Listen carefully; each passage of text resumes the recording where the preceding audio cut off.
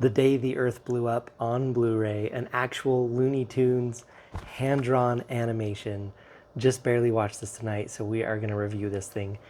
It turns out this is like a comedy, romance, sci-fi, action, horror, B-movie, Looney Tunes comedy movie.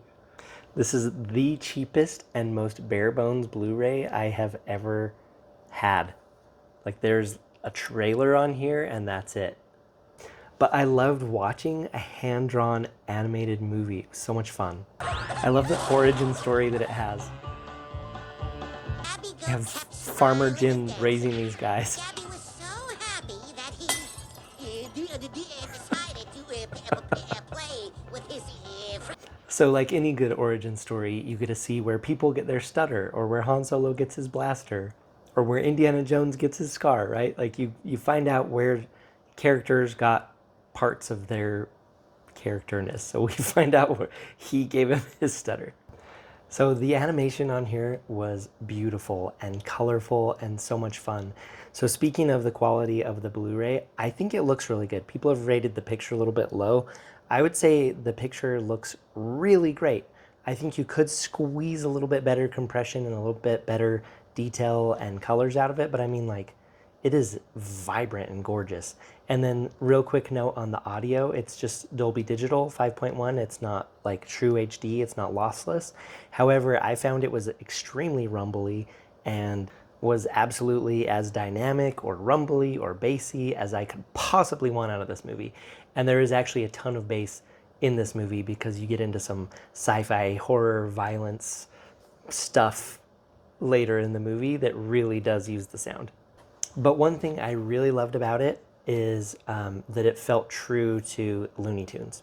So I've been watching the Looney Tunes Platinum collection with my kids, and they are loving it and just laughing out loud. And so it was fun to watch this movie with the one of them who got his chore done.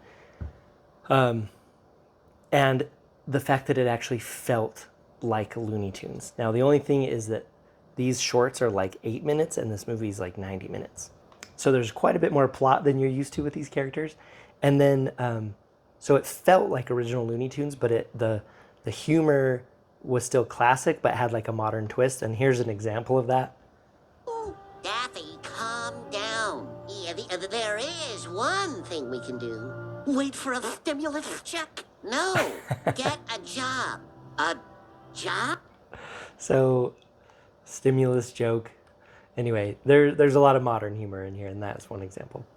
So the plot was, speaking of having lots of plot to fill out this movie, you have their roof gets damaged, and there's aliens, and they need money for their roof, so they're trying to get jobs.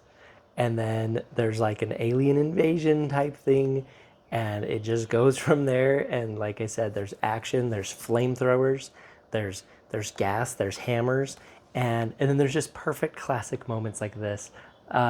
Also, this is probably one of my favorite frames in the whole movie. I'm going to pause it on it, but check this part out. Daffy, you heard what the man said. I'm gonna push this button, and I'm gonna smash the crane. Daffy, no!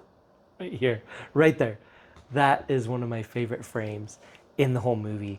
And the whole movie is full of that kind of artwork, like where you're just like, it's funny and fun, but you're just like staring at it like, this is beautiful.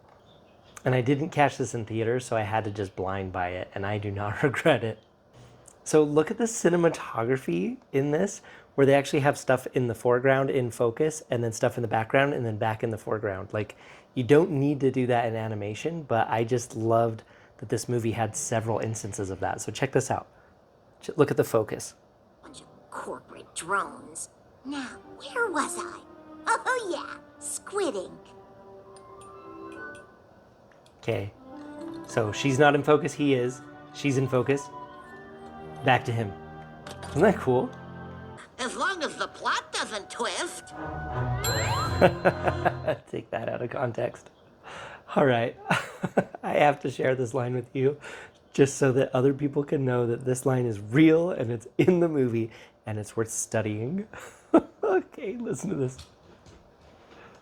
If evil space fiend, we will rise up against you. You can probe us, subjugate us, take our dignity, probe us again, probe us at home, on the beaches, on the French Riviera, in truck stop restrooms, at the supermarket, but we'll never submit to your tyranny. So that and some of the violence is why this movie's rated PG. So all in all, I loved this movie. I think my 9-year-old enjoyed it. Honestly, I think it would have been a little bit scary for the 6, 4, and 2-year-old. They'll probably still watch it and probably still enjoy it, especially because it ends okay, obviously, because it's a little kid movie. I mean, look at that. Look at that freeze frame. How could you not want to watch this? This movie cost $15 million to make, and it made $15 million at the box office. So hopefully it's on its way to recouping its budget. But I really would love more 2D animation. I mean, if you can spend $15 million and make a movie this awesome, like, how about just do that?